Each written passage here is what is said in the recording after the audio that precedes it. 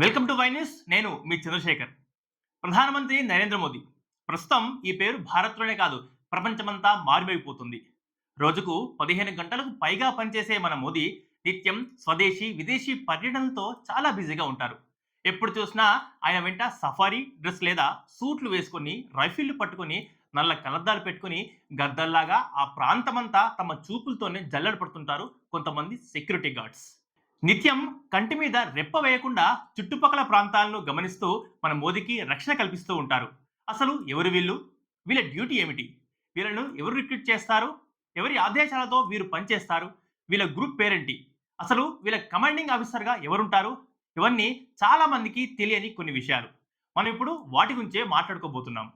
SPG, special protection group. ఈ గ్రూపే మన మోదీకి రక్షణ కల్పించేది. దేశంలో కేవలం ప్రధానమంత్రికి తప్ప ఇంకెవరికి ఈ గ్రూప్ రక్షణ బాధ్యతలు నిర్వహించదు. కేవలం ప్రధాని కోసమే ఏర్పాటు చేయబడిన ఒక ప్రత్యేకమైన మరియు శక్తివంతమైన రక్షణ గ్రూపే ఈ స్పెషల్ ప్రొటెక్షన్ గ్రూప్. వీళ్ళను ఎస్పీజీ కమాండోస్ గా అంటారు. మన దేశానికి స్వాతంత్రం వచ్చిన తర్వాత బ్రిటిష్ పాలకులు రాత్రికి రాత్రే మన దేశాన్ని వదిలిపెట్టి వెళ్ళిపోలేదు. స్వాతంత్రం ప్రకటించిన తర్వాత ఒక్కొక్క వ్యవస్థను భారత్ చేతికి అప్పగిస్తూ పాలనా వ్యవహారాల నుంచి బ్రిటిష్ అధికారులు క్రమక్రమంగా తప్పుకున్నారు. ఒక్కొక్క వ్యవస్థను భారత్ చేతికి వచ్చిన తర్వాత ఆయా వ్యవస్థల గురించి పూర్తి అవగాహన చేసుకొని భారత్కు అనుగుణంగా ప్రతి వ్యవస్థలను ఒక క్రమబద్ధమైన మార్పులు చట్టాలు తీసుకొచ్చారు. భారత్ కోసం ఒక పూర్తి రాజ్యాంగం సిద్ధమై అది అమల్లోకి వచ్చిన తర్వాత అంతర్గత రక్షణ, ఇంటెలిజెన్స్, విదేశాంగ శాఖ వంటి కొన్ని ముఖ్యమైన విషయాల్లో కీలక మార్పులు చట్టాలు తీసుకొచ్చారు. కానీ దేశ అంతర్గత రక్షణ విషయంలో చిన్న చిన్న లోపాలు, వాటి వల్ల చాలా పెద్ద సమస్యలు రావడం మొదలైంది. ముఖ్యంగా దేశ ప్రధానమంత్రుల రక్షణ విషయంలో పూర్తి సమర్థవంతమైన వ్యవస్థ ఏర్పాటు చేయలేకపోయారు. దీనివలనే మన దేశం ఇద్దరు ప్రధానమంత్రుల్ని కోల్పోవలసి వచ్చింది. అవును, ఈ రక్షణ విషయంలో నిర్లక్ష్యం మరియు ఇంటెలిజెన్స్ వైఫల్యంతోనే అంతర్గత భద్రతా అవగాహన లేకపోవడం వల్లనే ఇందిరాగాంధీ, రాజీవ్ గాంధీ లాంటి వాళ్ళు హత్యకు గురయ్యారు. 1984 అక్టోబర్లో అప్పటి ప్రధాని ఇందిరాగాంధీని సొంత సెక్యూరిటీ గార్డులే కాల్చి చంపేశారు. దేశ ప్రధాని విషయంలో ఇలా జరగడం దేశాన్నే కాదు ప్రపంచాన్నే నిర్ఘాంతపోయేలా చేసింది. ఈ ఘటన తర్వాత కనువిప్పి కలిగిన భారత్ దేశ ప్రధాని రక్షణ కోసం ఒక ప్రత్యేక వ్యవస్థను ఏర్పాటు చేయాలని భావించింది. అప్పటి వరకు ప్రధానమంత్రి రక్షణ బాధ్యతను ఢిల్లీ పోలీసులే చూసుకునేవారు. కానీ ఇందిరాగాంధీ హత్య తర్వాత అప్పటి ప్రభుత్వం తీసుకున్న ఒక కీలక నిర్ణయం, దానివల్ల వచ్చిన ఫలితమే ఇప్పుడున్న స్పెషల్ సెక్యూరిటీ గ్రూప్. ఇందిర హత్య తర్వాత అంటే 1985 ఫిబ్రవరిలో అప్పటి హోం మంత్రిత్వ శాఖ ప్రధానమంత్రి రక్షణ విషయంలో సలహాలు, సిఫార్సులు సేకరించడానికి బీర్బల్ నాథ్ కమిటీని ఏర్పాటు చేసింది. ఈ కమిటీ గ్రౌండ్ లెవెల్లో పరిశీలన చేసి ప్రధానమంత్రి రక్షణ కోసం ఒక స్పెషల్ ప్రొటెక్షన్ యూనిట్ అంటే ఎస్పీజీ పేరుతో దాన్ని ఏర్పాటు చేసింది. ఆ తర్వాత భారత రాష్ట్రపతి కార్యనిర్వాహక ఉత్తర్వు ద్వారా కేబినెట్ సెక్రటరియట్లోని యూనిట్ కోసం 819 పోస్టులను సృష్టించింది. ఆ తర్వాత ఎస్పీయు పేరుతో స్పెషల్ ప్రొటెక్షన్ గ్రూప్గా మార్చారు. దీనికి ఇన్స్పెక్టర్ జనరల్ ఆఫ్ పోలీస్ హోదా కలిగిన ఇండియన్ పోలీస్ సర్వీస్ అధికారి అయిన డైరెక్టర్గా నాయకత్వం వహిస్తారు. ఇలా ఎస్పీజీ పుట్టుకొచ్చింది మన దేశంలో.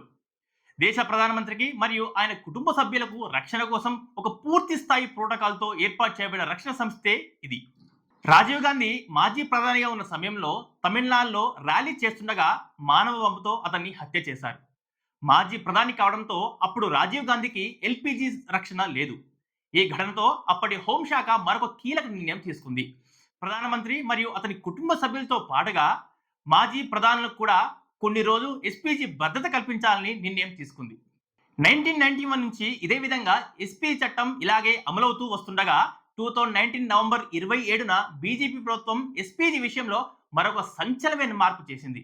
మాజీ ప్రధానులకు 10 ఏళ్ల పాటు ఎస్పీజీ రక్షణ కల్పించాలన్న నిబంధనను సవరిస్తూ కేవలం ప్రధానమంత్రి మరియు ఆయన కుటుంబ సభ్యులకు మాత్రమే ఎస్పీజీ రక్షణ ఉండేలా పార్లమెంట్లో ఒక కొత్త చట్ట సవరణ తీసుకొచ్చింది. సవరించిన చట్టం ప్రకారం మాజీ ప్రధానమంత్రులు ఇంటెలిజెన్స్ బ్యూరో బెదిరింపు అంచనాకు లోబడి పదవి విరమణ చేసిన తర్వాత 5 సంవత్సరాల వరకే వారికి రక్షణ కల్పించాలని నిర్ణయం తీసుకుంది. 5 ఏళ్ల తర్వాత ఎస్పీజీ రక్షణ వారికి ఉండదు. కానీ వీళ్ళ కోసం వివిధ స్థాయిలో రక్షణ వ్యవస్థలను ఏర్పాటు చేసింది.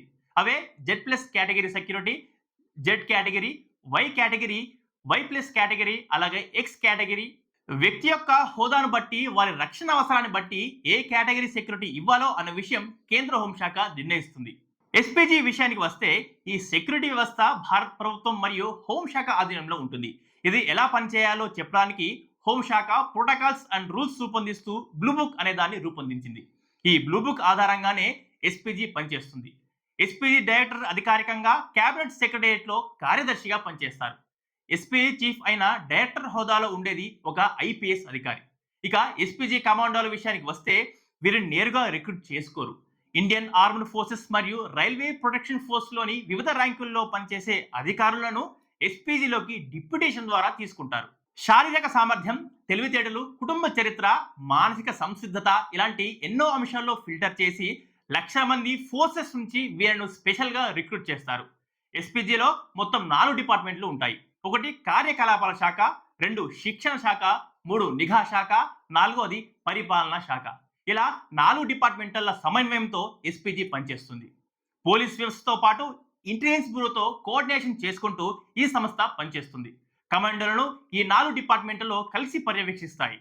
ఎస్పీజీలోకి డిప్యుటేషన్ ద్వారా వచ్చిన అధికారికి మళ్ళీ చాలా కఠినమైన ట్రైనింగ్లు ఇస్తారు. ఆ ట్రైనింగ్ తర్వాత కూడా మళ్ళీ పరీక్షలు పెట్టి వాటిలో పాస్ అయితేనే ఎస్పీజీ కమాండోగా బాధ్యతలు అప్పగిస్తారు.